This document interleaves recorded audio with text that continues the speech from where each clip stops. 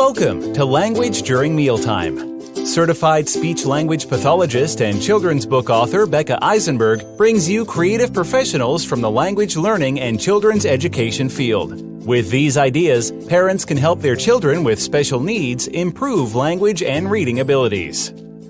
Hi, my name is Becca Eisenberg. Welcome to my podcast, Language During Mealtime, episode number 92. Today, I'll be interviewing Jazmyn Simon. Jazmyn Simon is an actor, activist, and mother. Raised in Northern California, Jazmyn began pursuing acting during college at the University of Nevada. She later moved to Chicago and joined improv troupe Second City. Jazmyn rose to fame on HBO's hit dramedy, Ballers, starring The Rock. On the big screen, she starred in Tyler Perry's Acrimony, among many other films. Most recently, Jazmyn appeared in the Netflix series Raising Dion, which has been renewed for a second season.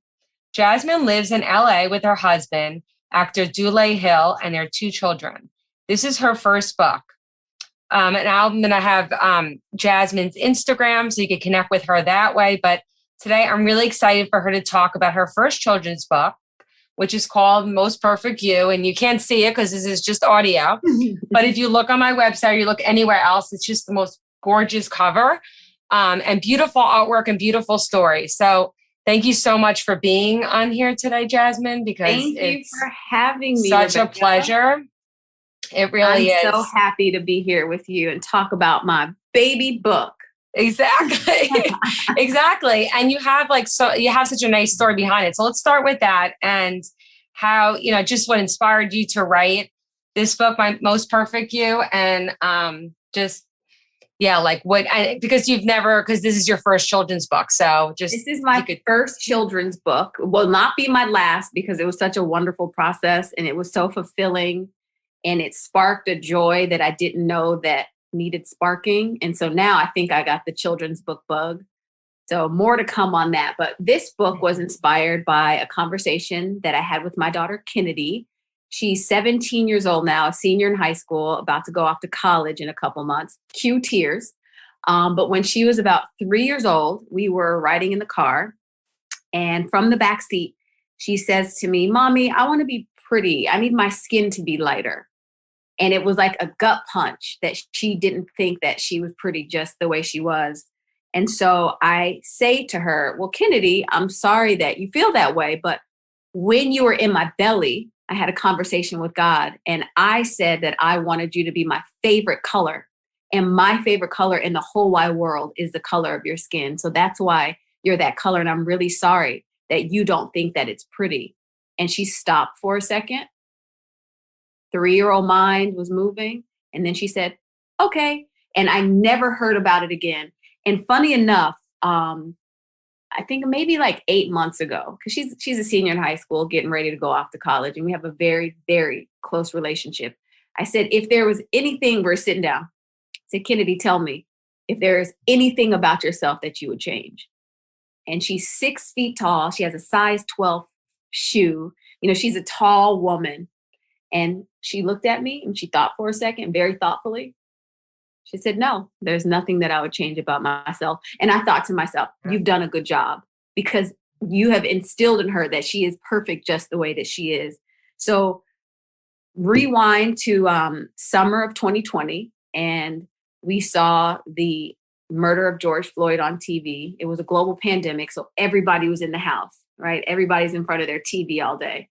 And I had a 1-year-old at the time, my son, Levi. He's turning 3 soon, but at the time, he had just turned 1. And we watched this man get murdered on TV on repeat over and over and over. And I thought back to Kennedy when she was a little girl and how she didn't think that she was pretty based on what she had seen in the world. And I thought, oh my God, the little kids that are watching TV because everybody's home. What are they going to think about themselves? What is my son going to see and then internalize about himself? And I turned to my husband, Dule, and I said, the world is filled with so much hurt. I need to fill this world with a little more kindness. I should write a children's book. And he said, go do it.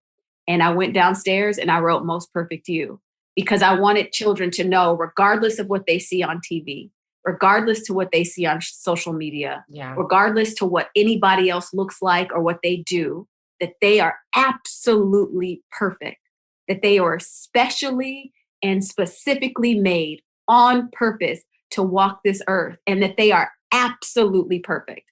And so that's what inspired me to write the book. So I sat down and I wrote it because I really, you mentioned before we started this interview that, you love to talk, and through the internet, me and you can do that. You can be where you're at, I can be where I'm at, and we could do this podcast and we could talk about beautiful books.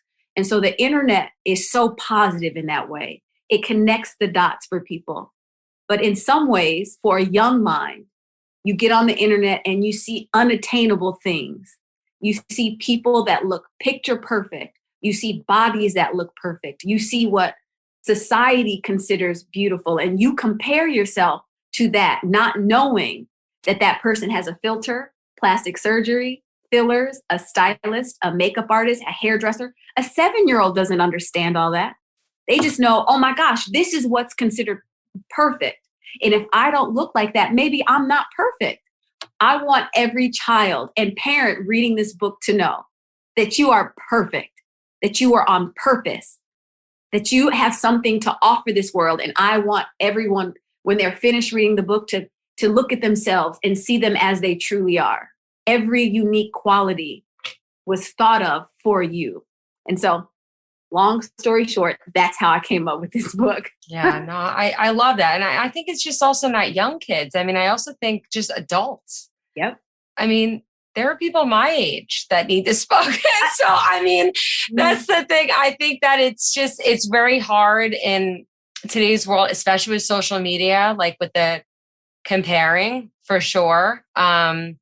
And I think also, like, one of the things I always think about is, as parents, as models for our kids, that because if we're always putting ourselves down, then kids are also not going to see themselves as, as, let's say, the perfect the kind of way that you should be. And that's one thing, just, as a woman and having a daughter, like, I think about a lot, because I don't want to ever her to see me like that I don't feel good about myself, because I think that comes down to the kids.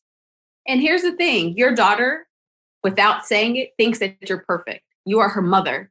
You are the person that has been the closest to her from the moment of her conception, right? And so without her saying you are perfect, she does think that you're perfect. So then as her mother, when you're saying, oh, I need to do this, I don't like this, then she questions everything about herself too, subconsciously, right? Because she's like, this person is perfect. And I think that they're perfect, but they don't think they're perfect. And if they're not perfect, how am I not perfect? I've had to retrain. There's no manual for motherhood, right? There isn't. So we do it all on the fly, and we try to make the right choices. But I remember maybe around the same age, when she was about 3, I had to tell myself, because, we all have moments. Oh, I'm bloated. I got cramps. My hair is ugly. Oh, yeah. I said, do not do that around her. Do not do it, because she is going to model that behavior. Mm-hmm. And so it's and as people, like you said, this book is for everybody. As people, we sometimes don't like the things about ourselves, but we have to ask ourselves and challenge that thought. Why don't we like that about ourselves? It's because, like you said, it's comparison. And comparison is the thief of joy. If I compare myself to somebody else, I will always fall short. But then there's somebody that's compared themselves to me, unbeknownst to me. Yeah. So it's like a constant cycle. I don't have the answers to everything, but I know that you are right. This is not just a book for little kids. It's a picture book. So automatically, if it's pictures, it's for children. I edited this book. Again, Levi was 1 year old, and we had to get the house exterminated. It's COVID. So everything shut down. There really was nowhere for us to go for 4 hours with the 1 year old. So I called one of my good friends. She lives around the corner, and she's an older woman as well. And I said, hey, can we come chill at your house for 4 hours? She said, come. So I was editing my final edit of this book in her backyard. And I said, can I read it to you? You're the first person outside of my family. And I read it to her, and she started to cry. And she said, I need this book. And she was, I think, 61 at the time. She said, I need this book. Mm-hmm. I mean, great that it's going to be marketed for children, but I need a reminder that I'm perfect, because I too forget. I too compare myself to be younger, to be fitter, to be this. And so, I think it would be a book for everybody as a reminder. Yeah. And then also the redefining of the word perfect, because I like the way that you use the word perfect versus like how we use the word perfect. Like we might say like, wow, that person seems too perfect. So, and so I like it in the way that it's kind of, you're redefining it as almost just like really unique. Absolutely. And that is it. So it's time that we take that word back because, in the picking of the title, everybody's like, oh, perfect. And so, that's like a trigger word because we don't want someone to attain like, oh, perfection, but you are perfection. I can look at you right now, Rebecca, and be like, you are perfect. You are perfect. You don't need to change anything about I feel good for the weekend. But you are though. You don't need to change anything about yourself. The things that make you are you. You weren't made to be me. I wasn't made to be you. We were made to be ourselves. And if we could own that, if we could say, I was truly made just to be myself, then we could acknowledge that we are perfectly ourselves. Yeah. There's a line in the book that Irie says she doesn't like this.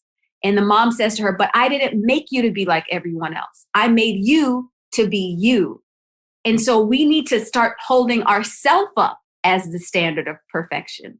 So if we are our own standard of perfection, we will hit the mark every single time. Yeah. It really is as simple as that. But we need to like retrain our thoughts on what that means and what we teach our children, what perfection means. I tell my 2 almost 3-year-old, you are the best little 2-year-old I have ever met in my life. I've met hundreds of 2-year-olds, but you are the best one that I've met. You are the most perfect best boy. I tell him all the time. And he fills himself up with that. Yes, I am. I'm the best boy. What's wrong with me telling him that? You are the best boy. And I hope his friend Nathan's mom is telling him that he is the best boy and that he is perfect. What happens if every one of our children think that they are the best? If they truly believe, do you think they're going to bully when they go to school? They would have no reason to. They would have no reason to be filled with doubt or dismissal or make themselves feel small. I've never heard of a bully that's happy, that's loved, that's secure, and then decides to bully. No. As adults, we know when we feel our best, we're able to give our best. So why not at a young age, fill them up with everything good? So then we can hopefully raise a generation of children that are kinder, that love themselves, and are able to like love other people. We're at a crossroads right now because it's so much craziness going on in the world. It just is. It's like overstimulation of negativity. And it is our job as parents to try to dismantle that and say, okay, how can I focus on you? You are perfect. Every unique thing about you is perfect. Growing up, I had really big buck teeth. I wish someone would have told me, but they're perfect. A funny story, you have the book, but if you look to the page where the planets are, I told my illustrator, who is phenomenal, Tamisha Anthony, shout out to her. She's just a dream. I said, you got to make one of these buck tooths. Like I have to, and she did. I said, I need braces. I need a snaggle tooth. I need big teeth because growing up, like, I felt like so not perfect. I felt the opposite of perfect. I felt like that I wasn't good enough because I had these big teeth and, kids can be cruel. And I don't know how many times I got called a rabbit, like so many things. But if someone would have sat me down and said, listen, I picked those teeth. I did because I thought that they were perfect. Maybe I have a different outlook on those teeth. Maybe when someone says that, I could have been like, yeah, well, my mom picked them and she thought they were perfect. Maybe I would have held my head high, right? Who knows? But my hope is that somebody does after reading this book. Yeah. And I love what you said just about the positive reinforcement because, I work with children, adults with multiple disabilities, and I do find that they hear so much of what they can't do, of what their deficits are, or what things that they have trouble with. They don't hear enough of what they can do. Yeah. Because sometimes when I'm like, oh, can't do this, can't do that, I'm like, but that doesn't mean anything, like when when I work with kids and I'm like, I think you're pretty much like the most awesome person ever. And I really say that because I mean, like I really, when I'm working with them, your whole demeanor just changes because I don't think we ever feel like I don't think you could ever say that enough to people. And even adults, like I just think what you're talking about, just being kind. I mean, I had a friend over yesterday at my house and I told her, I'm like, I was so excited to have you come over because it was like a gift to me because she was doing some like pictures and some photography. And I was like, and I said to her, I'm like, it's so special that you're here. It really made my day. And so for her, that was like, she's like, I was so thankful that you said that because people don't say enough of how, because I think it makes them a little bit vulnerable in a way when you put your feelings out there. And I guess because I'm like always putting my feelings out there because that's like part of my work is talking about feelings. I just have an easier time with it. But people, I think there's some times where people even like will tear up when I say something because they're like, or a lot of parents, I've never heard anyone say that about my child. I've never heard anyone feel like my child could do these things. And I'm like, really? Like it's, so I think it's just like a really important, concept, regardless of what it's like a ageless thing like that. We just have to, I agree, treat each other more with kindness. And if we feel good about ourselves, then that's gonna show to other people. A couple of things. Speaking of people with what society considers, right? It's really what society considers imperfect. We'll just use that word. If someone has deficits or limitations, it's society that says it's a limitation, right? It's like because our world isn't made for special people. The world is made for people that can walk, right? So then we have to put wheelchair ramps. We have to fight for the right of people that can't walk. That doesn't make them any less perfect. Exactly. It just means they need a ramp. It is literally as simple as that. There are some, like you said, there's some people that can't contact their emotions. I have a very big feeling daughter. She's very sensitive, right? She is an empath. She's lovely. But growing up, she would cry a lot. Her feelings would get hurt a lot. Friends would hurt her a lot. And I would say, instead of being sad that you have all these feelings, be grateful that you can feel.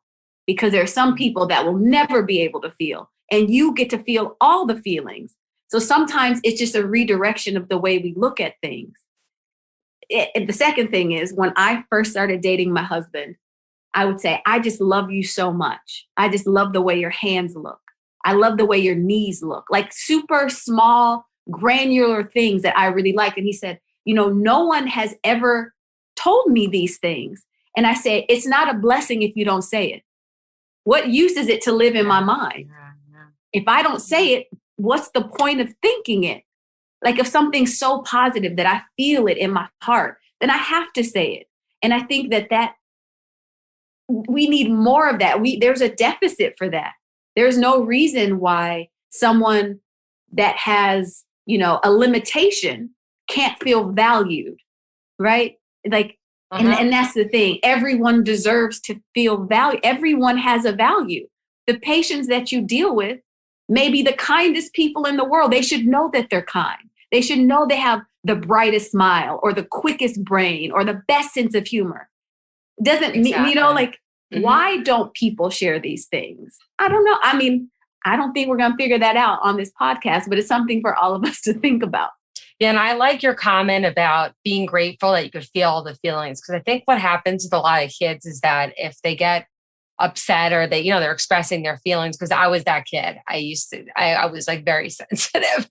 And so, my mom would make me feel like that. She would never make me feel like that I was like too sensitive. But I think what happens to kids is like when sometimes they're turned off if someone's like, oh, you're just too sensitive, But I like the way that you talk about just being grateful that you could feel all the feelings. And that's true, because not a lot of people can feel all the feelings. So Yeah, absolutely. So I would love to get more into your collaboration with Tamisha because, in a picture book, the illustrations real and the text just like come together as one story.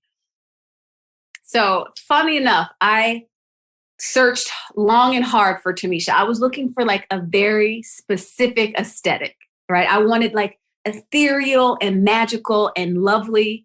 And Tamisha had never illustrated a picture book. And so she wasn't like on the list of illustrators that publishers had worked with. Random House hadn't worked with her yet. And I was really determined to get the right person. And so Tamisha had just finished art school and I saw her portfolio and she had like a little girl in one of her portfolios. And I was like, this is my person. And it's really weird because the author and the illustrator don't get on the phone. That's not generally how it works. It's like, I write it, I give it to my editor. My editor sends me illustrators. I say which one I want. And then the editor in Random House kind of deals with the illustrator. We're kind of like separate. And so the first draft that I got back from Tamisha, I just remember crying. I was in Atlanta shooting Raising Dion, and they sent me the first pictures, and I started crying because it was like she read my mind. Yeah. Like without ever speaking to me, without saying, what's your aesthetic? What are you thinking? She like read it and she just like drew all of that. Like she came up with that from what I had written, but it was exactly what I wanted. Like it was like astounding. And then every time I would get sketches, I'd be like, that's it. That's it. Make a buck tooth. Like I would have like little tiny comments about like, maybe make her smile a little bigger here. But it was like so little. She like read my mind. It was the best working relationship that I could have ever hoped for. She is just really, really talented. And right. And that's how it should be. Because I really think that, when you have like this, and you saw her work and it right away. Yeah.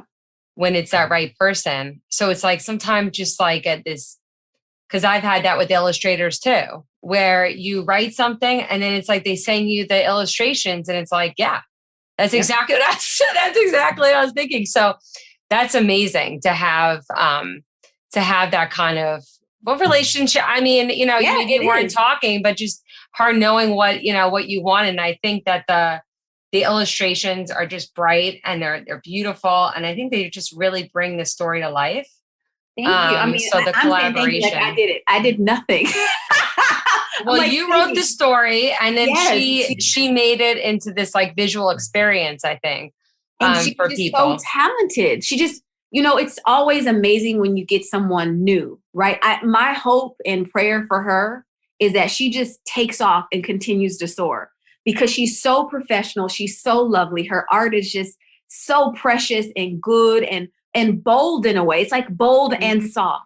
Yeah, that's exactly how I would describe it too. It's like magical. There's like something about it that just very, it's like whimsical, some of it. Whimsical, ethereal. Yeah. My husband actually took the cover and blew it up and printed it. And so now if you walk into my living room where my son's play area is, it's like a 18 by 18. Oh, that's amazing. And it's gorgeous. I'm like, oh my God, I love it so much. She's just amazing. I can't say. One other I'd like to note is that I picked her, right? I'm like, that's who I want. And then I put my hands up and I let her do her job. And I think that's so important. And it should be noted that as a writer, my editor had notes, but obviously my first draft to my last draft changed. I made it more succinct for a child. Perfect.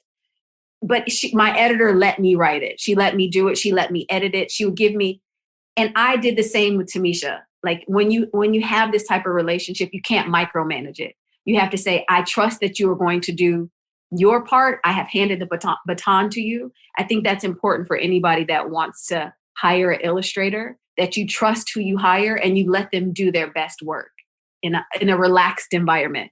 And so that's just my note for anybody that wants to endeavor on doing this, because she did her best work when she had room to create without me being like, well, I actually want fireworks over here. And I was thinking exactly. No, I agree with you too on that, because it's because then it just feels like limitations for an artist, and then it's hard to create when you don't have a space to do it. Yep. And there also has to be trust in their relationship, and you have to trust and be confident in their work. And I think that's why choosing an illustrator is such an important thing. Yeah. That you're getting the look that you want. So my last question was just about any future books, because before I ask you about that, I'm just curious, have you, like written before, like as far as like when you were younger, did you like to write, or was that something you always did, or it's just more recently? I'm gonna tell you the truth. The pandemic, the first year of it was horrendous for everybody. It was just terrible, especially during lockdown. But because I couldn't go to work, acting was shut down. There was no productions going on.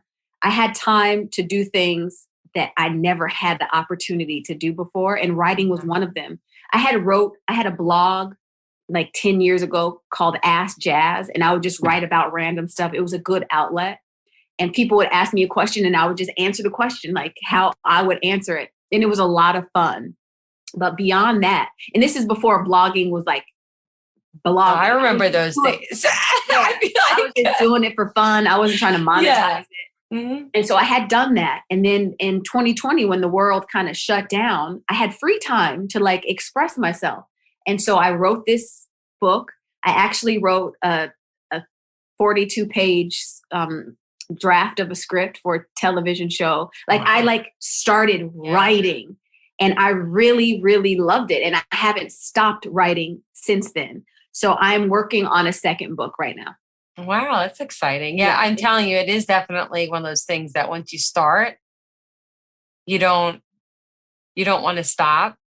Yeah, and it's fulfilling. Yeah. It's very fulfilling. I totally agree with you. Because I always tell myself, no more children's books. No. But it's, because I also it's just, because it takes so much time where I'm like, okay, but I know the feeling. The addiction to but I have something to say. It's like this, it's a really nice outlet. And you work with children all day though, right? You work with children. And I use books all the time, like for therapy. I mean, just like for language, for so many different literacy. I mean, there's so many different ways that we can use books. I've been using books. I've been doing my job for like over 20 years. So it's like, I've always used books as like a way to kind of just even start conversations, to work. I mean, so many different goals, but really what people love is they just like being read to sometimes. And what is the gaps. I'll read a book. We read books constantly to our 2-year-old. Yeah. And sometimes I'm like, and that's the truth. I'll read a book and like, and I'm like, what kind of book would I want to, since I have to read the books, what kind of book would I want to read to him? And that's kind of like what is motivating my next books. Like, okay, for a 3-year-old, what would I want to hear as a 3-year-old? What would interest me? What lesson would I like to teach? Mm-hmm. And I'm sure that's the same for you. You know what the gaps are. What would your patients like to hear? What's helpful? Right. Yeah. Exactly. Yeah. And there's some books where I'm like, and there's other books where I'm like, I'm going to hug this book. Yep. And then that's why I have a hard time getting rid of any books, because I have so many books and I'm like, no, we can't get rid of that. Such a beautiful book.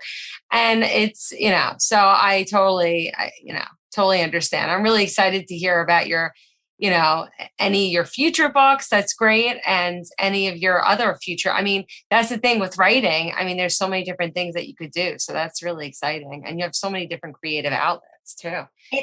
Listen, the hardest part is the blank page. But once you put some words on there, it just gets easier and easier, And what my word of advice that no one asked me for is, if you can come up with one idea, you can come up with another idea. Mm-hmm. And so for all the aspiring writers, even if you wrote a book and someone was like, right? Because that could happen. Don't think that was the only thing that you had. There's other, if you can come up with one, you can come up with others. And so it really is just getting started. And I love the process.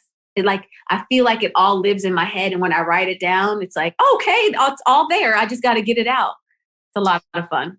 But it kind of goes back to your concept of just having confidence about yourself. And like, just because somebody wrote something that was similar, it's not, your work is individual to you. Just because somebody, you know what I mean? And I think it goes back to that, is just having confidence in your own thoughts. 100%. So it's, I don't know. I love your whole like overall positive vibe. You just have a really nice, warm, just like, I love it. It's very, thank you, Rebecca. I don't know. It makes me happy. So thank you. Of course. Yeah. And I hope that whenever I have a second book, me and you can sit down and talk about that one too. Yeah, exactly. Well, thank you so much. Is there anything you wanted to add before we finish up? I just want to say thank you for having me and highlighting my book. It really does mean a lot to me, just because this book is very important to me. It was written about my little Kennedy Irie. And so you've read it and you liked it. So I just want to say thank you. It's beautiful. Well, thank you for taking the time to talk with me, because anyone out there, it's out next week. And Most Perfect You could get on a variety of different places, which anyone who likes to buy books knows. Let me say this. I've been waiting forever to say this. You can buy Most Perfect You wherever books are sold. Yes, exactly. Yay! Exactly. And hopefully you'll do some in-person. Listen, my publisher knows I want to do in person. I want to be able to sign a book, read a book, see little faces, see grown-up faces. I really do. You know, it's time for us to turn a corner and give some hugs again. Exactly. I 100% agree. So, well, thank you so much. Thank you for listening today. Listen and learn with us at Language During Mealtime.